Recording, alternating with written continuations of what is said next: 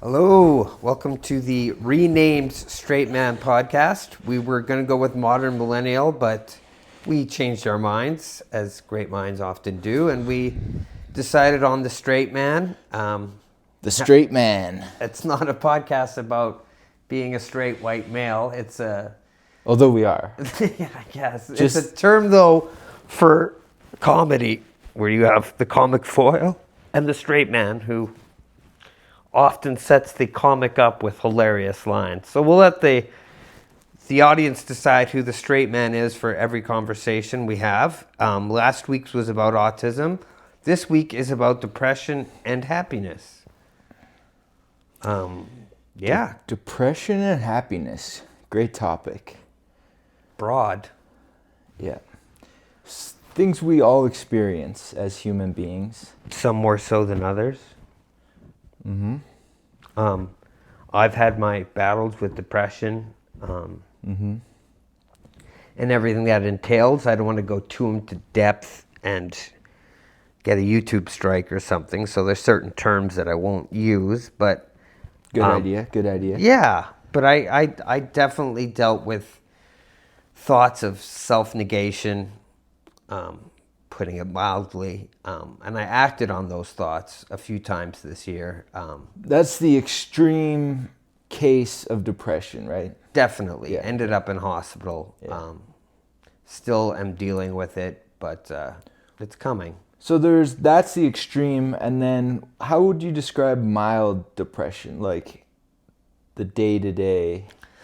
I think in a mild form, it presents itself as frustration. Ultimately, sometimes you don't even know what you're frustrated at, whether it be yourself or the situation at hand. Yeah. It was just Groundhog Day a couple days ago, and I really relate to that movie, and sometimes that repetitiveness of life, the monotony, the kind of having to do the same things over and over, whether they're chores or work or just things to keep yourself alive. Sometimes that can be depressing for me. Yeah, I see the other side of that is I think routine makes me happy, personally. Yeah, that is the other side, yeah. Being an autistic person, it's good to stay busy. It's good to have structure. It's good to be challenged. So, yeah, I definitely, and like, since I went through what I'm going through, I'm not working, and I find it very hard not to work and just be at home all day. I find it really depressing, which is why we're doing our podcast. Yeah. Gives me something to do. Yeah, it gives us some purpose. What would you say, like percentages wise, you experience happiness on a day-to-day versus Right now, sadness or not so depression? much. Like, I can't even listen to music right now. I mean, every day is getting a little bit better incrementally, but Did it used to be that happiness brought you joy, and now it doesn't? and vice versa. Yeah, I guess I find it hard to be happy about anything lately. Again, like a few months ago, I was way worse, and I was acting on those negative thoughts, but I think that has subsided, and I'm doing a lot better. Is part of it living on a planet with the kind of environment that we're in, where there's people doing bad things and... I think that's always there if you're looking for it. Yeah, And like when I'm depressed, I dwell on the negative. yeah. You can tune it out. Definitely, but it's harder for some people than others. Yeah. And like being autistic, I fixate on things.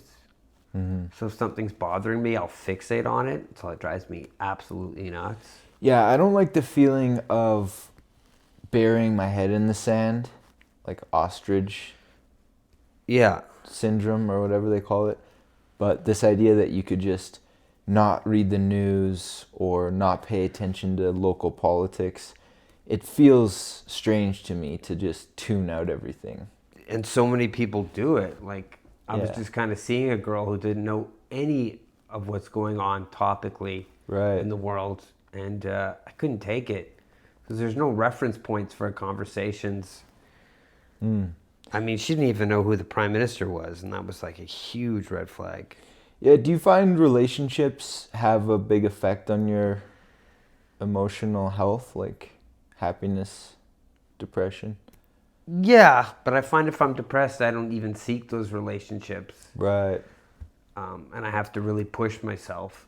Is that same with friends and family? Yeah, definitely. Like running Yeah. into you, because we've known each other for a few years now. Yeah. But realizing how close you are to me has really helped.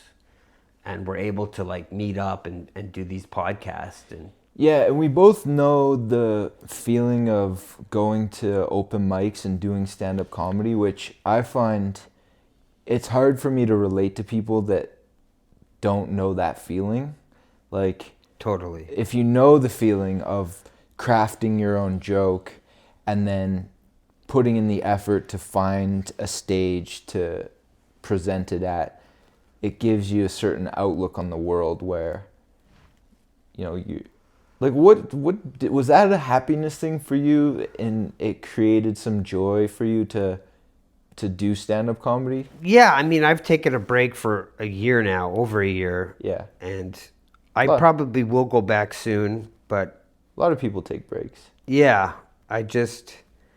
yeah, it definitely helped. It definitely created structure for me. It made me happy. It gave me a sense of purpose. And like when I left, I was doing really good. I was definitely, like when I first came into the scene, I was very happy and enthusiastic about making friends and stuff, but I found it incredibly hard. And then I did like a 360 where I became kind of a dick. I can admit that. So like the social aspect definitely added to my misery, I'd argue, but making a good joke helped me at the same time. Being able to craft a joke that's mine. Yeah. And like a style that was mine. My stuff was very self-deprecating. Mm-hmm. And I'd often focus on my autism a lot. Because like I'm new to being autistic. I was only diagnosed a little over 3 years ago. What do you like about self-deprecating humor, do you think? It makes you vulnerable.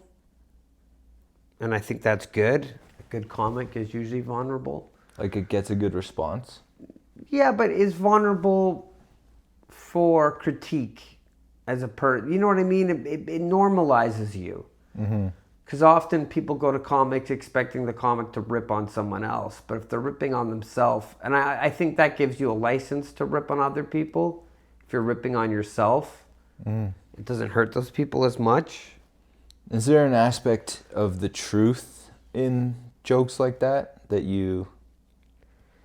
like, do you like to try to use the truth in your humor, or like? Oh, definitely. Yeah. Like my autism is my truth, right? And I had a joke about being diagnosed autistic as an adult and how hard it was. You had a joke about that? Yeah, and the joke went something like, I was diagnosed as autistic in my late 30s, and it's really heartbreaking to get that news so late in life because you mourn the person you could have been. But then I got over it once I realized I could get away with hilarious wrestling characters like Stone Cold Steve Autism, so it wasn't a total wash. I like that. His finishing move is the ADHDDT. Okay. Yeah, that was... Got the wrestling joke. Yeah, wrestling joke, and then I had a joke about how I'd fixate on things. How as a kid I was fixated on Batman. So fixated that I would tell people I had a reverse Batman origin story, which sounds cool, but just means I went to the movies with my parents and they were fine. You're the second person I've met that has a Batman. I used to have a whole 5 minutes on Fetish. Batman. On Batman being a fascist. Oh yeah. Is Batman a fascist? Yeah, arguably. He's beating the shit out of people for stealing and trying to feed their family. I never thought of that. And he's taken the law in his own hands, and I don't know, you can make the argument that Batman's authoritarian. Definitely. How do you feel about making content, like skits and Good. yeah. Yeah, I think Did you like get into that or quality no? has to be. Yeah. Yeah, I did. Like I have so many ideas for skits. Nice. Yeah, because you act as well, so does that fall in the same category as like filmmaking, kind of? Definitely. I just Yeah. had an audition for something. I can't say what it was, but Nice. Sweet. yeah, I don't think I got it though. But It's good to have auditions though. yeah, yeah, and I didn't get the one me and you did. But anyway, back to the subject, happiness. So, what brings you happiness? So Stand up? I like doing stand up. Yeah, I like to paint. I like I like writing. So part of stand up for me is the writing process. If I can write something and then bring it to life in front of an audience, I like that process. Like And that then, creation process? yeah, and then if it gets a laugh, that's extra good. If it doesn't get a laugh, it's kind of like painting something that's not very good. You still get some joy out of the process of painting. But with happiness and depression, I've kind of had to recently figure out what things I can do to like boost my happiness. So like this idea of self-love, it's kind of cringy. Yeah. But Very North American. yeah, but I look at it a little bit like a survival thing. You know, like if you're not doing it on some level, you're probably experiencing depression more.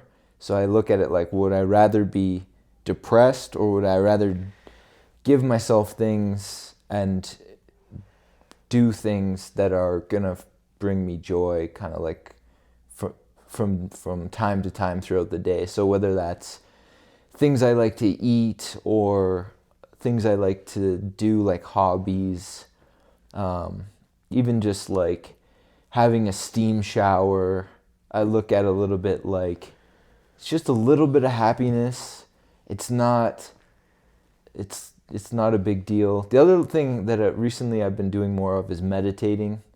So that brings me a certain level of happiness. Like it's sometimes difficult to make myself sit still, but at the end of it, kind of like exercise, I feel good that I did it. Definitely. Yeah. Like you did a workout, something tangible that you can measure.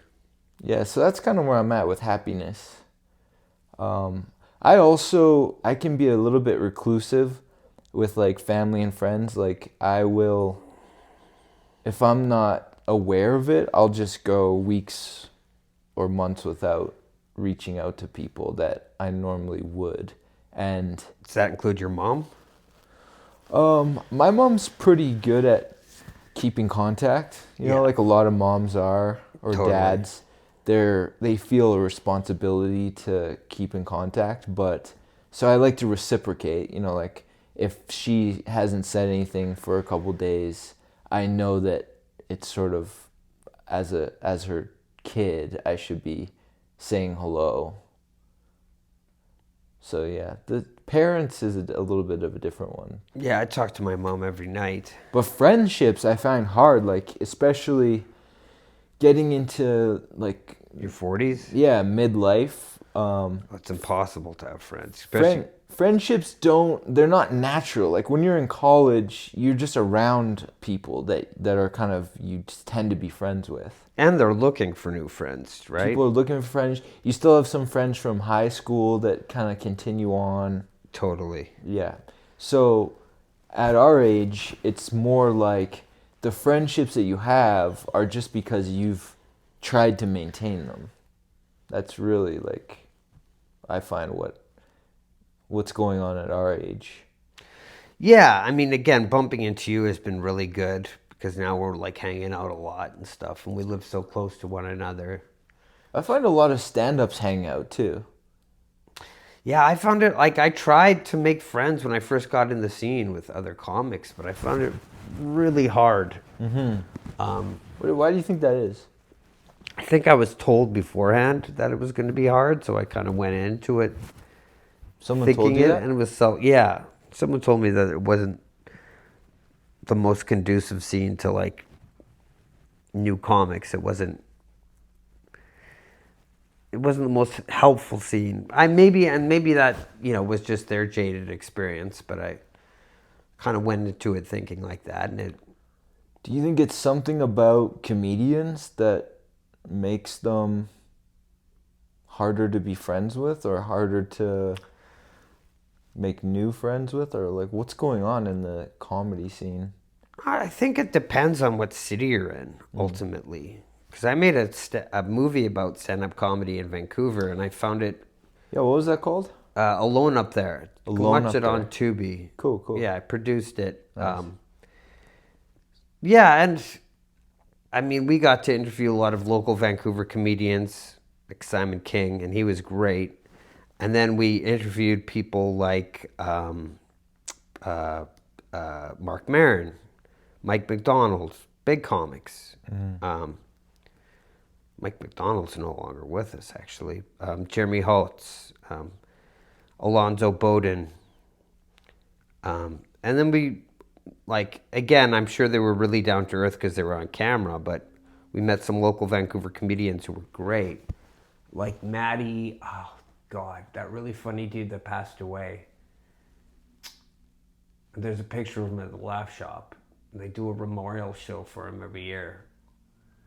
Oh, I can't remember his name offhand. I don't know very many Vancouver. He was great. Simon King is another great one. But yeah, I found it easier Vancouver. I'm from Edmonton.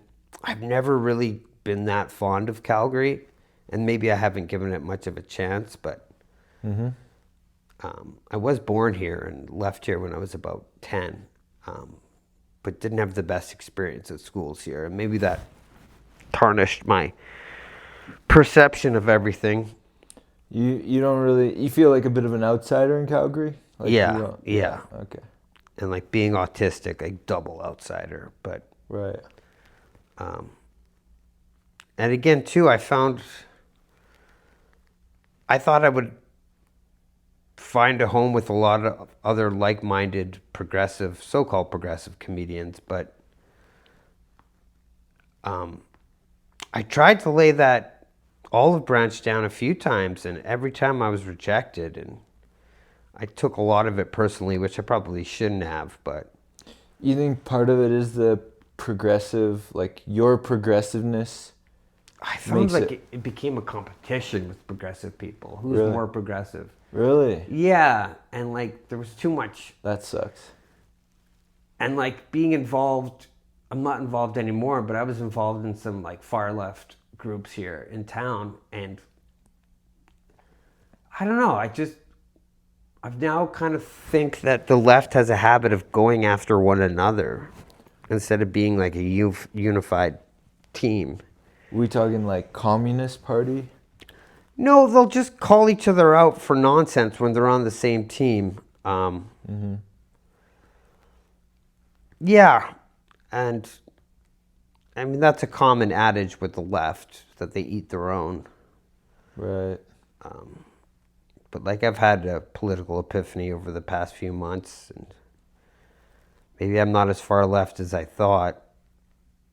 But Yeah, politics is an interesting one. Like we mentioned a little while ago about this idea of tuning it out and whether that creates, like, whether it's better emotionally for your mental health to tune it out or whether to engage. Like, I struggle with that. I don't necessarily want to just pretend like it's not happening. yeah, engaging can be exhausting too. Yeah, for sure. But you want to feel like you're a good citizen, like that you're contributing or that you're part of standing up for what's right. Yeah, but you don't want to get arrogant and egotistical with that stuff, and that's where like Yeah. yeah. Which, like we were talking about self-deprecating earlier, that kind of evens things out, though, when you're going on a passionate diatribe and pontificating about something you're passionate about. You think it's good or no?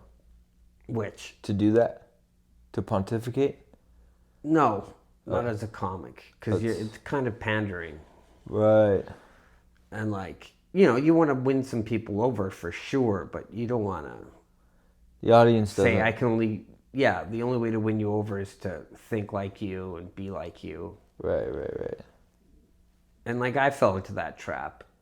You want to have unique thoughts and ideas. Yeah, again, it's comedy. Like, Do you think comedy affects politics or not really? Are they just well, I separate? think that's another conversation. Separate worlds? Yeah, true. That's a different conversation. Lately, definitely. Like, look how much of an influence Joe Rogan has had on the last election. Right. And like, yeah, Trump doing those podcasts because his son told him that it was wise to do so, and yeah, fuck, he was right. Yeah, I think that appearance on the Joe Rogan show really solidified his win. as a Canadian, I find it very difficult to involve myself with American politics because, I mean, we can't even vote. So even if we have... No, but it often has echoes up here, right? Whatever goes on there, like a couple episodes ago when we were talking about autism, I brought up after Columbine, the next school shooting was in Tabor, Alberta. Right. And they were directly influenced by the Columbine shooter. So yeah, we're definitely neighbors and our cultures are... Yeah, and like now the internet has really expedited how quickly media can affect people. Yeah. So talking about depression and happiness, have you ever gotten therapy from like a psychiatrist or a psychologist? Yeah, I've had therapy, yeah. Yeah, me too. And would you say it was helpful? One of the things I took away from it is this thing called cognitive behavioral therapy, which is when I was doing therapy with this specific therapist, psychologist, he was basically saying, he was using it like a language that we could use to communicate. So when dealing with emotions or thoughts or behaviors, that's the way they work together. So like he always used this example, when you wake up in the morning, you brush your teeth right away or you do something right away, and that behavior can sort of guide your thoughts versus if you wake up in the morning and you start ruminating on something or you just start thinking right away.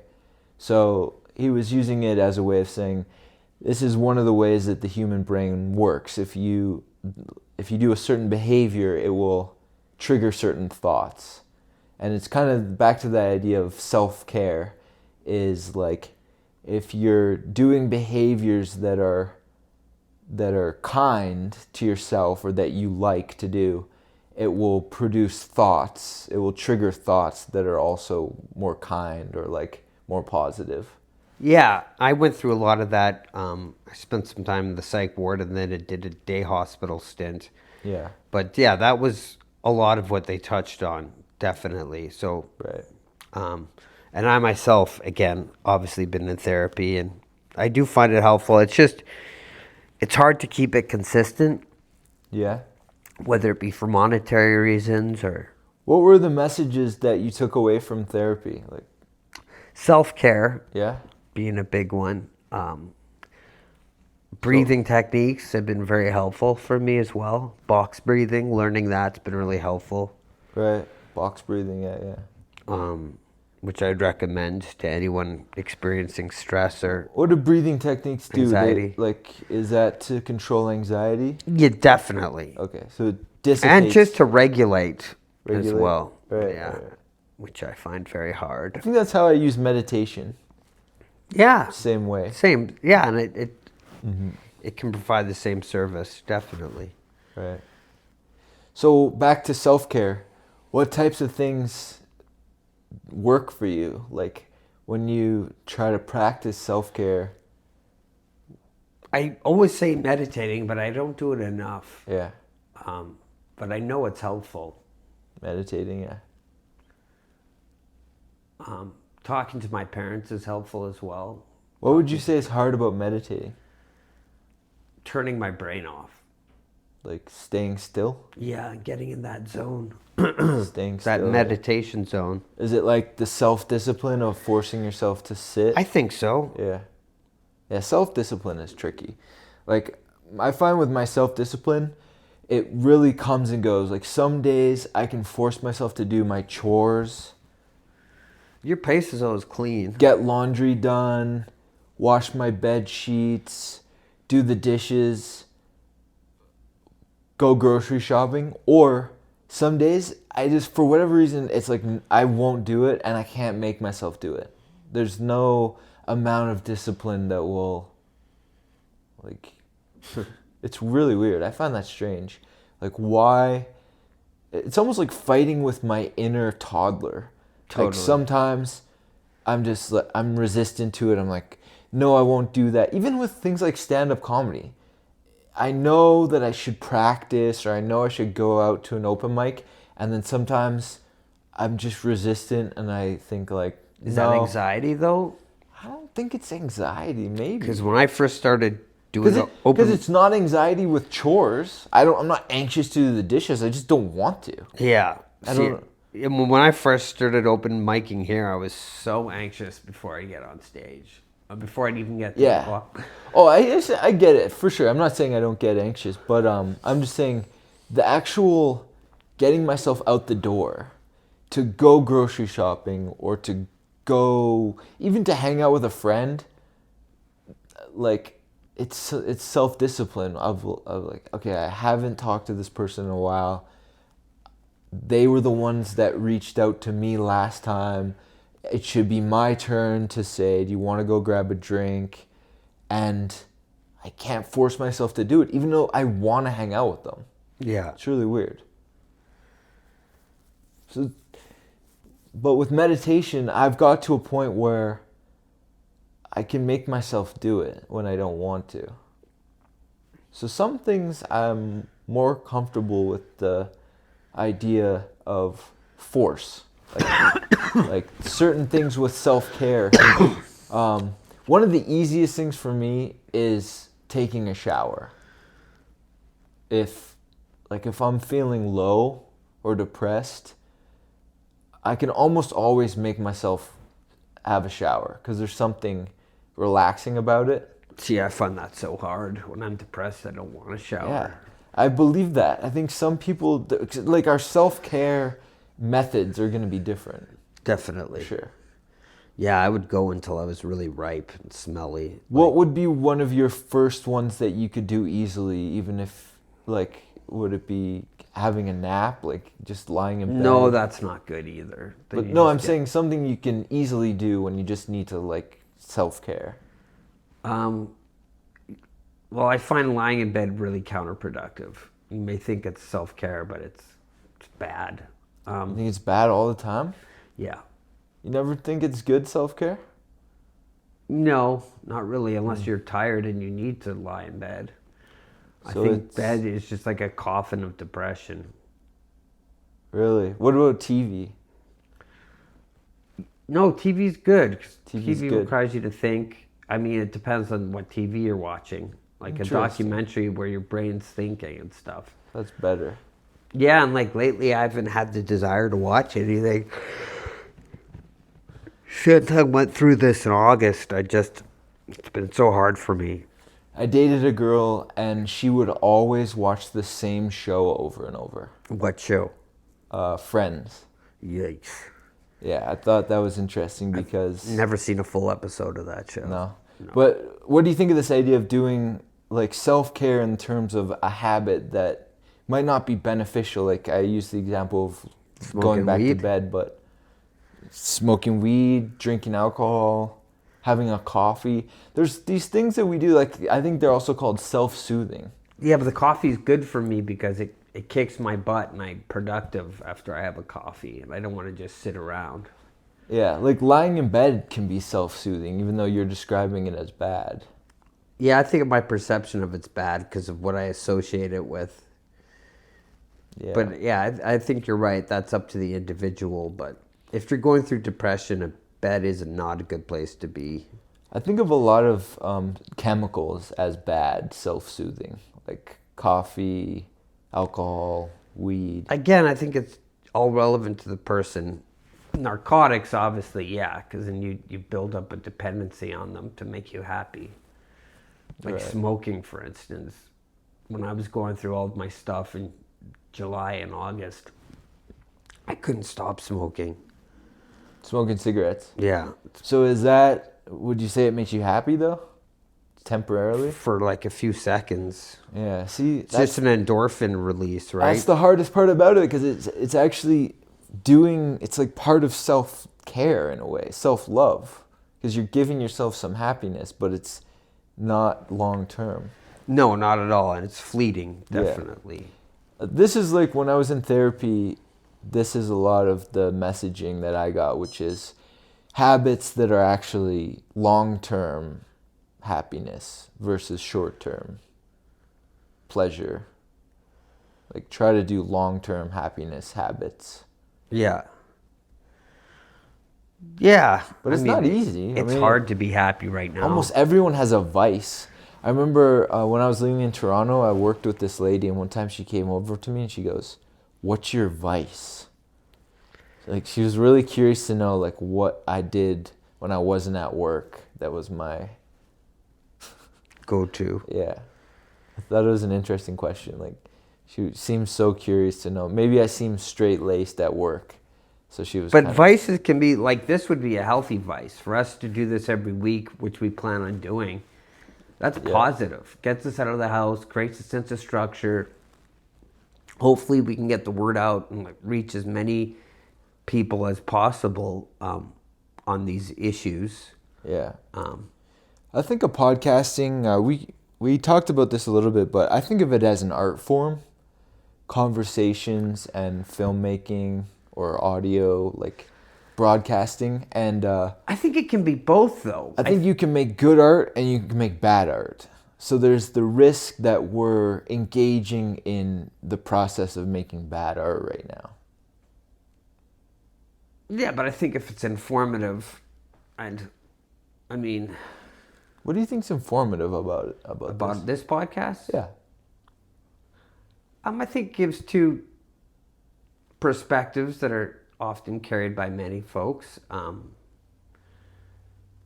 it might encourage other people to have a conversation about things that we're talking about. You know, autism, taboo, depression, taboo. Especially if you're a man, not so much anymore. We've come a long way, but there's a taboo around men being depressed still. Do you think there's anything boring about two guys sitting around talking without a script, without any... No, not if they're knowledgeable about what they're talking about and they're passionate. Do you think we're knowledgeable? I think I'm knowledgeable I don't feel knowledgeable. about depression. Right, Because right. I've dealt with it for so long. Okay, so if it's part of your lived experience, you're knowledgeable. Yeah, and so it's like... But doesn't everyone have depression on some level? Yeah, but I think some are more ingrained in it and cemented in it than others. How can we know? How do you know that? Like what's the... Because I don't from my own experience, right? And like... You don't think other people hide it better than others? Like maybe they are. It depends on what's making them depressed. Like if you're a parent who's lost a child to suicide, that's a really hard thing to cope with for the rest of your life. Yeah, if you're a parent that loses a child, you're living a certain type of life experience, and sadness is going to be part of that. Everywhere. How could you ever not be sad? So does that mean because we're not parents that have lost kids, that our sadness is less or more like real than... I think our sadness is more repairable than a parent who's lost a child. What do you think of criminals or people that are in jail? Do you think that's like a more depressing life? No, well, definitely. And like the mental health in prisons, I mean, I can't imagine how bad it would be. Some people seem to like being criminals. Yeah, but I don't think anyone likes serving time in prison. Yeah, you don't want to get caught. No, I've known people who went. I knew one person maybe 2 that went to jail. One person killed 2 people in separate incidents. Really? Yeah, he stabbed someone in the back on his 18th birthday at Cowboys in Edmonton. Damn. This would have been like I've known a couple people 20 that something years ago. Went to jail. Yeah, I don't think I could mentally cope with it. Yeah, but you're also not a criminal, so maybe there's like an aspect of like when you're engaged in a criminal lifestyle, maybe you're more psychologically prepared for the. I don't think so. No? I think it depends on the person, but I don't think I'd be. And again, too, like being a very impulsive person, yeah, it can be hard. Does it make you happier by contrast that you're free and you're like not locked up? Or does it not work that way? No, definitely. Like, I think you have to see the other side of it, though, to really realize how crappy someone else's experience can be. I mean, just talk to a refugee coming from the Ukraine or something. They'll tell you how crazy it was to wake up every day in a war zone, and we think we have problems. Or like all those people being rounded up in the States now. I mean, well, my question is, does that help you? Like when you're aware that there's other people that are worse off than you. Yeah, I think there's something to be said for collective suffering. So that actually makes you happier? It doesn't make me happier, but it makes me deal with it. When I know other people are going through similar situations, some even worse, it makes it less bitter, less heavy. So, what time are we at? We're half an hour in. We should do our sponsor. This show is sponsored by Douglas Mattresses. Tell us about Douglas Mattresses, Coach. Made in Canada. Awesome. So we like that, especially since there's a bit of a tariff war going on right now. And they come in a box, so they're super easy to purchase. You just go on Douglas Mattresses website, order your size, and it'll ship right to your house. And what's the website called? I think it's douglasmattresses.com or... I'll be able to look it up. get a definitive. And how long have you had your mattress? I've had my mattress for 3 years, and Wow. It's a great mattress. It's very comfortable. And if you want your own, you can go to Douglas Original Mattress, douglas.ca, Canadian company. Oh, douglas.ca, good website. Douglas.ca for There you your go. mattress in a box. Yeah. Canada's best mattress is Canada made and contains cooling gel. Wow. Yeah, and in the future we'll have a promo code for you to use. Let's hope it gets there. Oh, we're going to get it. All right, folks, this has been the Straight Man Podcast. Thank you for listening. That's all you want to say about happiness? I think so. I think we got one in the... Do you think we solved anything? Do you think we provided any... Is anyone going to be happier or less depressed for having listened to Maybe this? they hear about how depressed we are sometimes, and it, makes life a little easier. Yeah. If we can do that, we've done our job. All right. We'll see you on the next episode, folks. Thank you.